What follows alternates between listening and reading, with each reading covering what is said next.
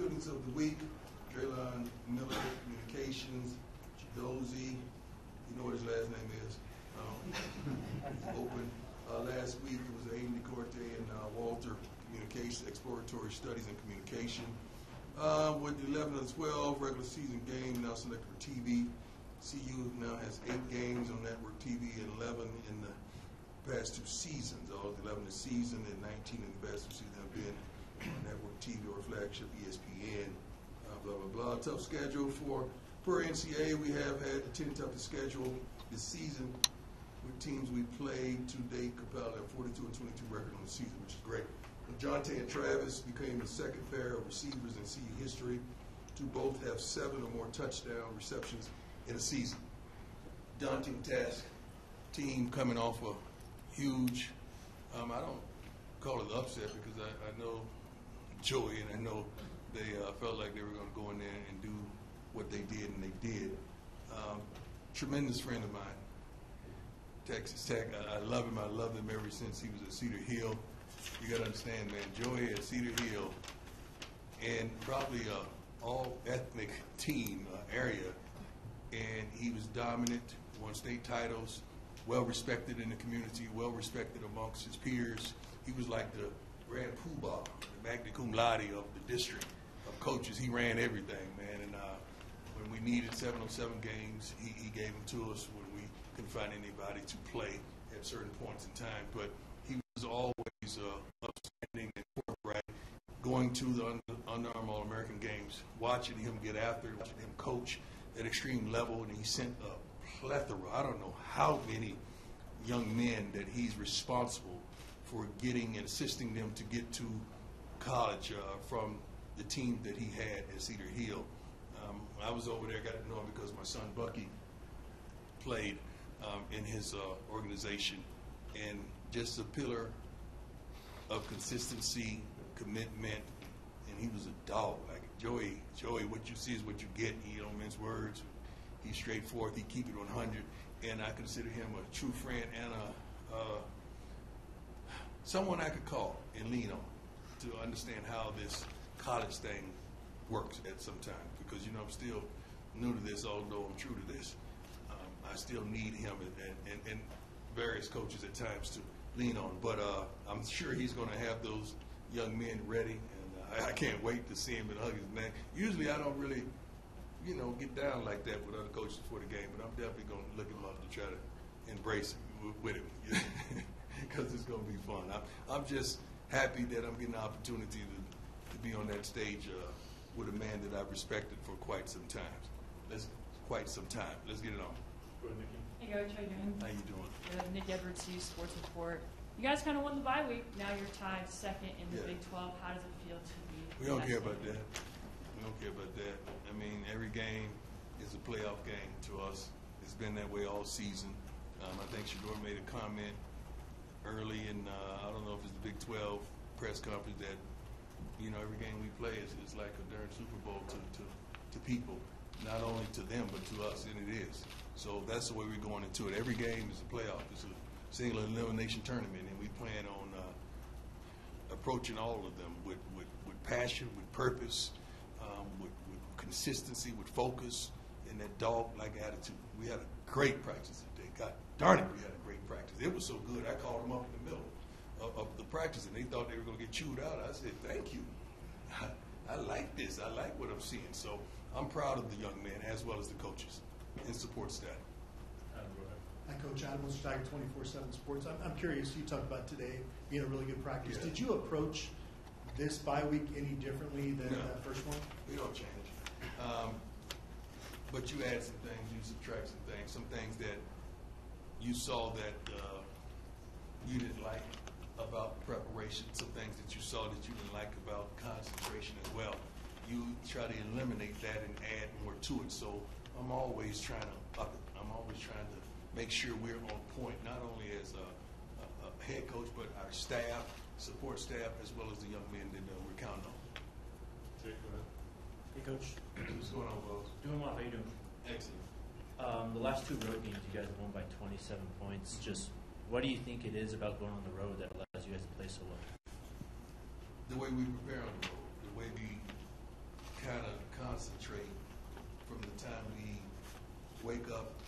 practice before we leave, and the things that we know we can accomplish.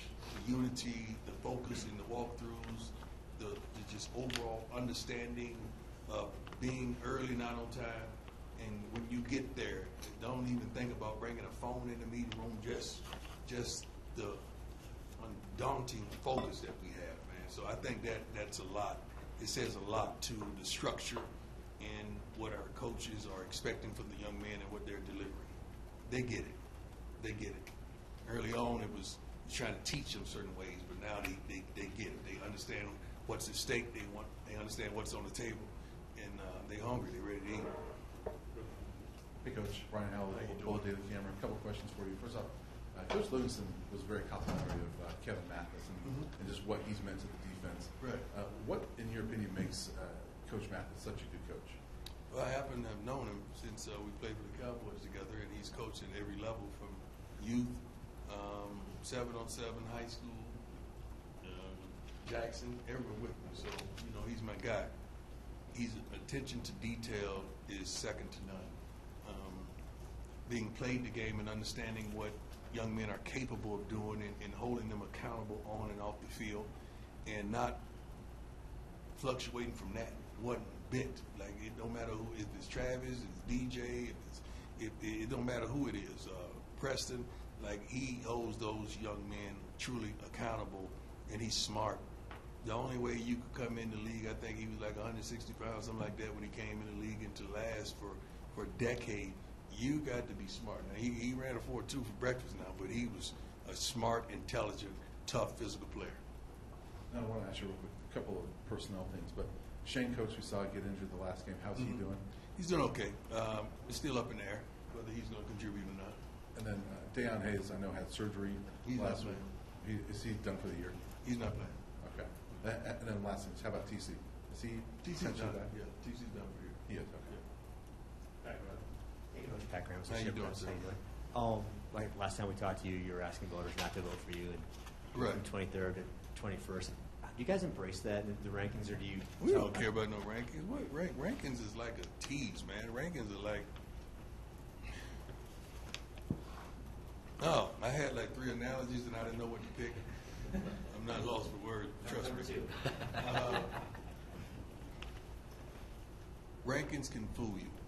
It can get you in a situation where you start thinking that you are that, and we don't buy into that. We know who we are. What's this week 11 or 12 football wise? I know week 11 in college football. If you don't know who you are by now, something's wrong. If you don't know who the players are by now, something's wrong. So we can't be fooled for that foolishness. That's why I said don't rank us. We better without it. We cool, because I don't want these young men and these coaches and staff members thinking that you arrived just because you got a number by your team's name. I don't like that whatsoever. I'd rather be unranked and just go in there anonymously and just do what we do. Morning, Coach. How you doing? Doing great. How about you? Good, Ted. Taylor Sadetsky, Sports Illustrated. Making it to a bowl game and then looking for a bowl game for a fine lady like Peggy. Yeah. Has your intensity just doubled since finding so much success? We understand what's at stake. We understand what's on the table. We understand the love and commitment and focus and passion that we, and the adoring of Peggy that we have. And, we want to, she's a lady, I said, we want to get her to the best possible bowl that we can. Now there's a reality in front of us that we just got to focus and go get. And we're totally focused on that reality, not anything else but that reality that is on us. It's on us. Ain't nobody to blame, ain't nobody to fault. It's on us. It's right there in front of us, and we got to go get it. I really wanted to ask this last week too, but you take so many young men under your wing, and Trey Yeah. Morton, young Dolph's son, having him at the game last week too. What did that mean, having him back at Folsom? Tremendous. Well, I gotta give Shador a tremendous amount of credit for just the young man he is away from the game. I know you guys see him doing his thing, but he's been doing that since high school, man. We got footage. Bucky got receipts on that. So that's really who he is. But his heart is phenomenal. I don't know if you know it, but we had a guy I'm not going to call his name, jump into the portal, I think this offseason, that didn't have furniture in his home. And although he had an NIL deal, but he didn't have furniture, Shador bought him furniture. Loaded them up. He then jumped in the transfer portal and didn't even say thank you, didn't even say bye. But he don't trip because he's blessed enough to do it. But that's who this young man is. And he's always been, that's why I call him grown. He's always been mature for his age and for the stage of life that he's in right now. He has a sense of humor, sense of maturity, and he's a phenomenal human being. I'm proud of him. I'm proud of him as a young man. Hey, Coach. Jack Harlow. My man. Wire. Coach. Just curious, as a coach, like, what is your role when players, after their junior year, they become draft eligible, they still have college eligibility? Just what is your role in kind of helping those players navigate that situation, kind of make that decision? You mean, okay, break it down to me. Just give me just regular slow it hood. down. No, give me hood terms. You talking too sophisticated. Okay. If a guy don't play no more, just talk like that. Just give me two straight. What is your role in helping players make the decision of whether to declare for the NFL draft or stay in college for another Okay, year? well, if they don't like school, they need to go because I don't want them affecting our APR. That's number one. Secondly, if they have a good shot at going to the NFL, but it could increase if they stayed, I'm going to give them that wisdom. I'm going to put them in front of a multitude of scouts and people that has the resources to give them the truth about where they stand. But you got to understand, you got to really take into consideration who that person is.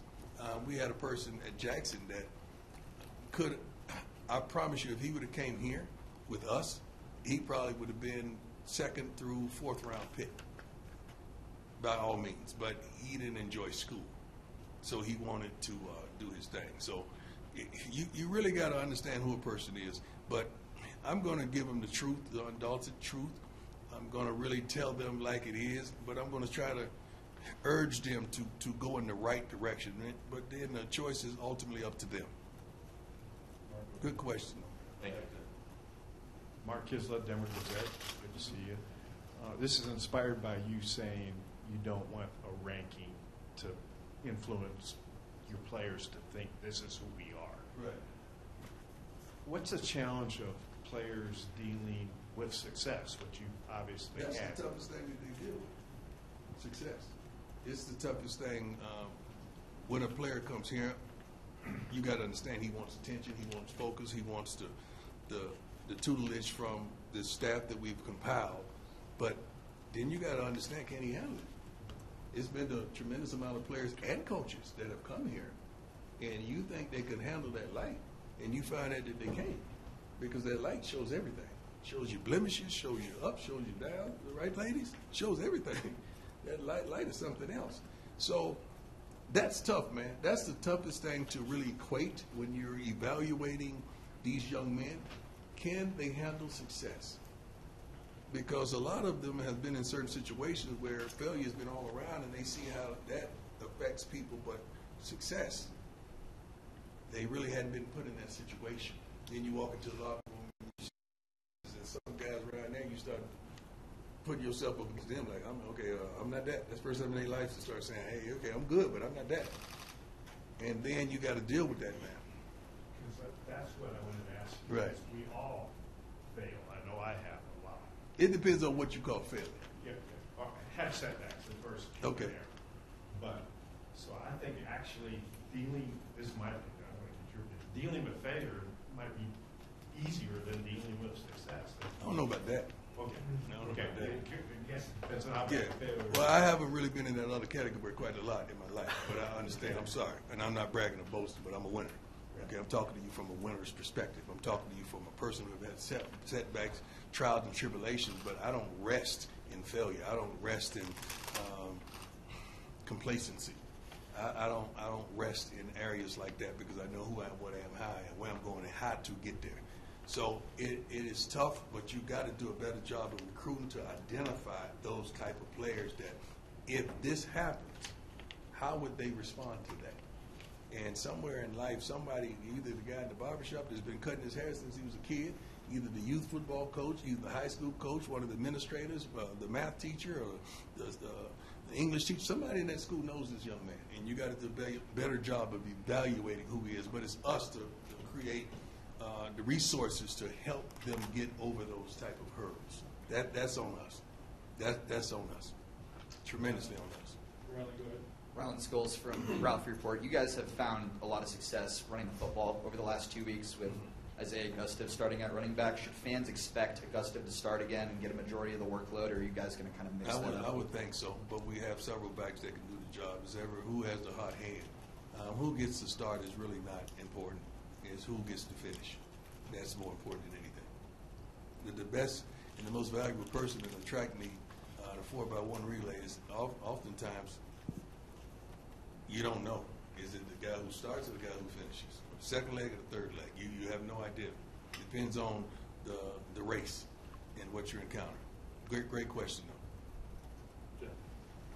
John Treach, 9 News. Coach, you mentioned handling success. Yeah. But with a month out now, it's no longer 2 months, it's no longer August, you're a month out from all the goals every college team wants. Do you sense your team is ready to seize that opportunity? I would hope so. That's what we trained for. I mean, this is one of the few teams in the country that's been lied on, cheated, talked about, mistreated. That's the song, isn't it? Lied on, cheated, talked about, mistreated. That's like a gospel song. I know that went over everybody's heads in here, but a few, but that's a gospel song. It's pretty darn good. Who was that? One of the Wines? One of the Wines sing that? Yeah, I think my girl, Vicky. I think Vicky Winans spit that. She killed that. I used to love that song. But honestly, man,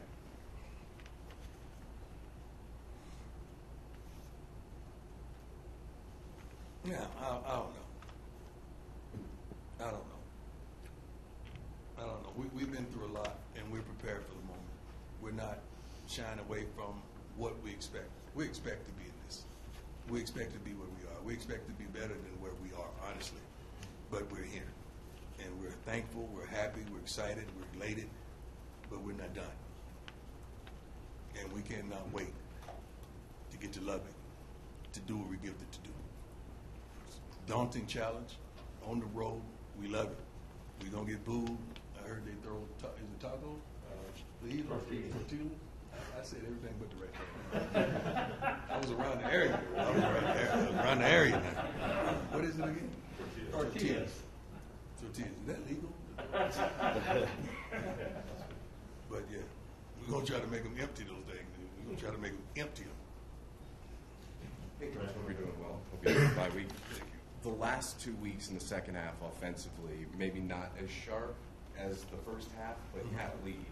Do you have to combat that at all, or is there something you noticed taking from that you want to clean up? Sometimes we take the air out of the ball, and that's coming from me. Sometimes we may want to hit the clock a little more and, take time off the clock. Sometimes we may want to just take our time and let it come. But you got to understand that also comes with the performance of the defense. So it may seem like it's just the offense, but if we're giving up points in the same token, that's the defense. That's not the offense. If the offense goes out there and score, we up 14-0 and we don't score for a quarter or so, but we give up points. That's not just the offense. That's the defense as well. So we just got to play a great collective game, offense, defense, as well as special teams. That's the goal. That's the challenge.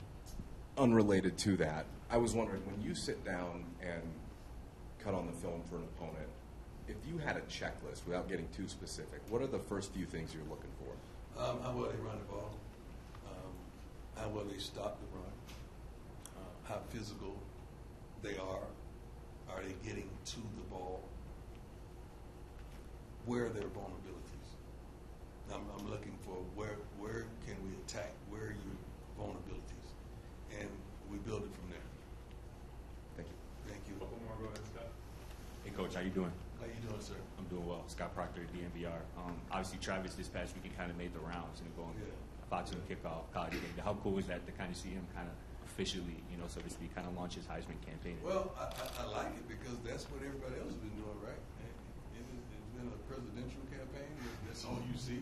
Well, it's good for you working with him. We might as well work for Travis. And I think he did. Now he's touted the first person, like the number one person in that. And all he has to do now is just be consistent and be Travis. That's it. I thought it was great. I love the way he expressed himself, the way he articulated himself, and his presence on television was phenomenal. Like, he's a lovable, likable young man, and I'm proud of him. The funny thing to me, I just saw him. I mean, just saw him. It had to be 1 o'clock in the morning. He riding four-wheelers around the property, just,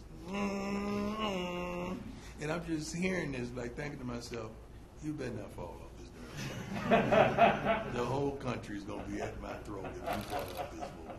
But the four-wheelers just give off the sound that it's going faster than he was, because he knows better. Then I see deer flashing from one side of the property, and he chasing the deer. I'm like, oh my God, I'm not lying. Then next thing I know, we got a shooting range. We do things, and he's I'm hearing all that. Like, then I'm thinking my mama's gonna go crazy because she's trying to sleep. But then I'm thinking, well, my mama can't hear like she used to hear. So she probably can't even hear. I'm thinking all these thoughts are going to my head. Then I wake up because I didn't go to bed at 2 something or whatever that night because we was playing taboo, like family taboo, couples taboo or whatever. And Travis, I wake up and see him on television. I just bust out laughing. Like, you just left. Like, when did you leave? Like, I didn't even know he was going to make rounds that early. But we know we have a private airport, I think 15 minutes from the crib. And he must have got up. He had to only sleep on the plane. There's no way. I'm sitting there thinking, only Travis has that type of energy that he could go all day like that and go city to city. I think he was in like 4 different cities in one day. But he had a good time. He told me he had a wonderful time, and I'm proud of him, man. He had to. He had to. Last one, Tyler. Hey, Coach, Tyler King with the Denver Gazette. Kind of in a similar way. Last year, you guys were searching all season to find someone opposite Travis at cornerback to kind of step up. This year, DJ has kind of been very consistent from the start. I mean, just how impressed, you have said many times that you believe he's a future NFL corner. I mean, how impressed with you or him on a week-to-week basis? I think DJ is definitely, he has the potential to be a #1 draft pick, first-round draft pick. Colton Hood is another person who has that potential as well. Preston Hodge has done a wonderful job, as well in the secondary, and we have others that just hadn't gotten an opportunity yet. But to reach in your bag and close your eyes and to bring 3 or 4 of those guys that loves to pump and run out the womb, like I like that. And those type of guys attract other guys that love to play in that style. And the thing that they have in common, I think Preston isn't as tall, but all those guys are long and lanky like I like them. They're at least 5'11", 6 foot, long arms, verticals, unbelievable. All of them are basketball players in high school. They could hoop. I mean, they got it. So I love that about the corners. That's the way we go out and recruit and try to pick those certain type of young men. And it just took a little time to get them. And now we got them calling. And they know it ain't hard to find. And we're going to prayerfully make another selection round like we did last year and even top that. Thanks, Coach. We're good. Thank you all. God bless you.